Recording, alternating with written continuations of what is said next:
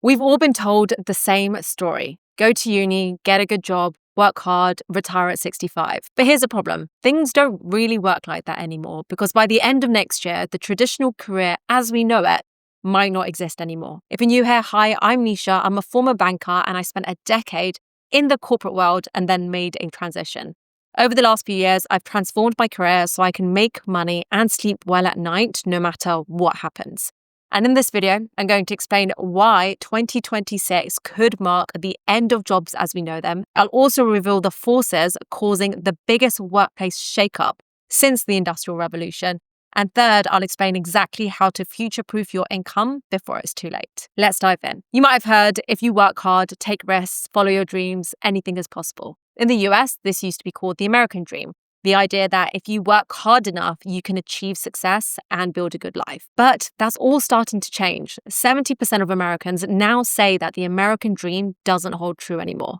Just 25% believe that they have a real shot at improving their standard of living. And more than 3/4 don't think life will be better for the next generation. So what's happened? Well, if you look at what is going on right now, in the US, employers cut more than 150,000 jobs in just 1 month, in October alone. In the UK, mass redundancies have jumped by 5% in the last year. And globally, the World Economic Forum says around 83 million jobs could be displaced by 2027. At the same time, wages aren't keeping up with inflation in many places. So most people are turning to short-term contracts, to freelancing, or juggling multiple income streams just to get by. The traditional job that was supposed to give us stability, that was supposed to give us predictability, it's not delivering on that promise anymore. So what is really causing all of this? The world of work isn't just changing because companies are cutting costs or the economy is unstable. It's been like that for years. Now, it's also changing partly because a completely new kind of worker has entered the job market. One that doesn't get tired, one that doesn't take holidays, one that can outperform humans at unbelievable speed. AI and automation are rewriting the rules, and looking for a job in 2026 means you're not just competing with other applicants, you're competing with AI systems that can write reports in seconds, that can work 24/7 without burnout, and can do it all without a salary or a pension. Major investment firms are using AI to employ fewer people. Some companies have shrunk their headcount significantly due to AI investments, and many CEOs say AI is already doing a large share of the workload. A few years ago, most people assumed that factory and supermarket workers would be the first to be replaced. But actually, thousands of white-collar workers have lost their jobs to AI. And even the people I'm speaking to who have big teams are saying they're employing people who are good at AI to see how efficiently they can run their company with AI instead of with people. In fact, the World Economic Forum predicts that 2/5 of the skills workers currently rely on today will be disrupted in the next 3 years. And on the surface, this sounds pretty terrifying. But here's the thing, we've actually been here before. In the late 16th century, Queen Elizabeth I refused to approve an automated knitting machine because she feared that it would drive young women into starvation. To quote, "I have too much regard for the poor women and unprotected young maidens who obtain their daily bread by knitting it to forward an invention which, by depriving them of employment, would reduce them to starvation." But factories used the machine anyway, and by the end of the 19th century, there were 4 times as many factory weavers as there was in 1830. The machines didn't destroy jobs, they actually created more of them. And even if you look at agriculture, in the early 19th century, more than 2/3 of workers farmed for a living. By 1920, only 1 in 4 did. But people didn't starve, they shifted into new roles as the economy evolved. And if you think about it, what I'm doing even right now, speaking on a YouTube channel about personal finance, about careers, about self-development, this didn't exist 20 years ago. Yet today, YouTube creators contribute billions to the economy and support tens of thousands of jobs. 20 years ago, that wasn't even possible. It wasn't even a thing. So yes, millions of jobs will be displaced, but new ones will emerge too.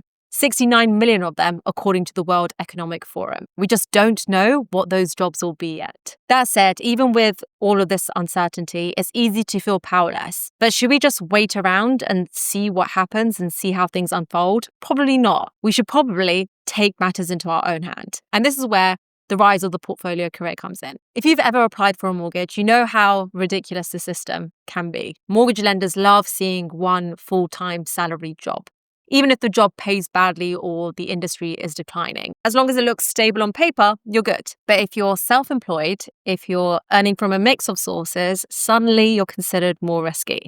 You need more paperwork, you need more proof, you need more years of accounts, even though having multiple income streams is actually safer than relying on one boss who could let you go tomorrow. So it's no surprise that more people are rethinking what a career should look like. They're combining part-time roles, freelance gigs, side hustles, investment income, all of that, rather than putting all their financial security in one basket. And I say this, but this isn't entirely new. In the UK, for example, self-employment has risen dramatically since the 1970s. Back in 1975, 1 in 12 workers was self-employed. By 2019, this had increased to 1 in 7 workers. Self-employment went down again in the first year of the pandemic, but the numbers are increasing again. Interestingly, for many people, this shift isn't just about money.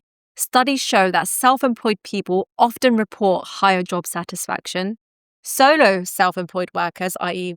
without any employees, are more likely to say they're happy and find their lives meaningful, and overall life satisfaction is only slightly higher for traditional employees. Now, if you already have a job, I'm definitely not telling you to quit. Employment does come with really valuable benefits like healthcare, pensions, sick pay, paid holidays, parental leave, severance packages. But with a few small tweaks, you can keep those perks and build a career that's more resilient to change. For example, if you have a well-paid job in finance or in law and you don't want to leave it, you could take on freelance work in your spare time. It might be related to your main job, like an accountant doing weekend bookkeeping, or even something entirely different, like a fashion worker becoming a part-time fitness trainer. I know this is easier said than done. There's only 24 hours in a day and none of us have an unlimited amount of energy. But maybe you can make some changes so it's easier to follow your passions on the side.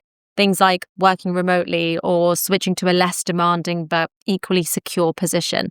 I go into this in more detail in a few options in this video here, how to become a millionaire on your 9-to-5 salary. Skip to the third and fourth part. Not only can a portfolio career offer more security, it can be more flexible too.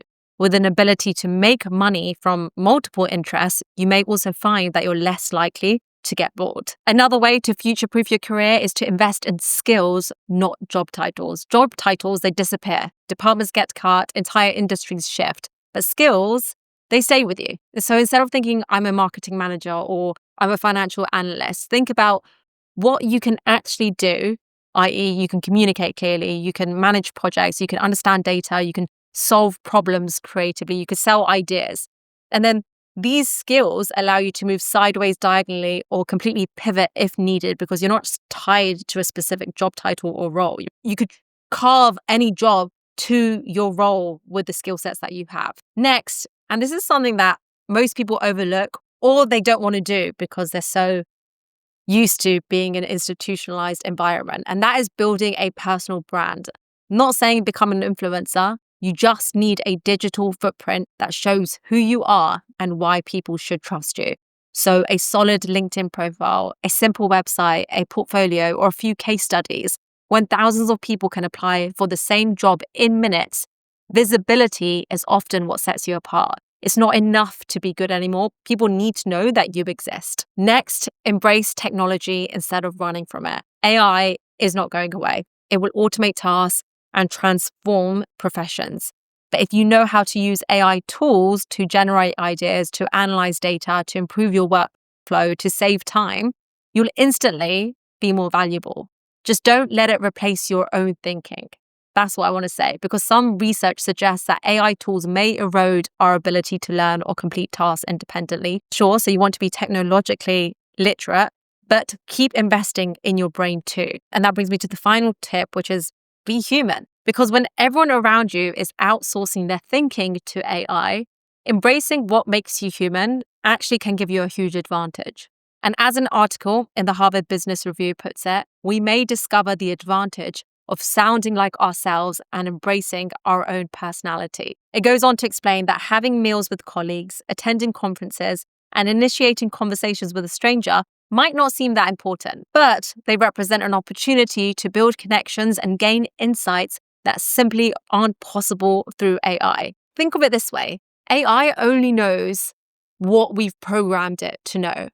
So by living your life, talking to people, and having real experiences out in the world, you'll have knowledge that ChatGPT doesn't. The article also says you're adding something genuinely new to the cultural conversation that wouldn't be possible through AI. So if 2026 really is the end of the traditional career, that doesn't have to be such a bad thing. By building skills, diversifying your income, embracing technology, and leaning into what makes you human, you'll already be miles ahead of where most people are. And once you've protected your income, the next step is making sure your money works for you. Earning more is great, but investing is what creates freedom. So if you want to take the next step in growing your wealth, you can watch this video right here where I explain how to invest as a complete beginner. We cover how the stock market works and how to avoid expensive mistakes as well. See you there.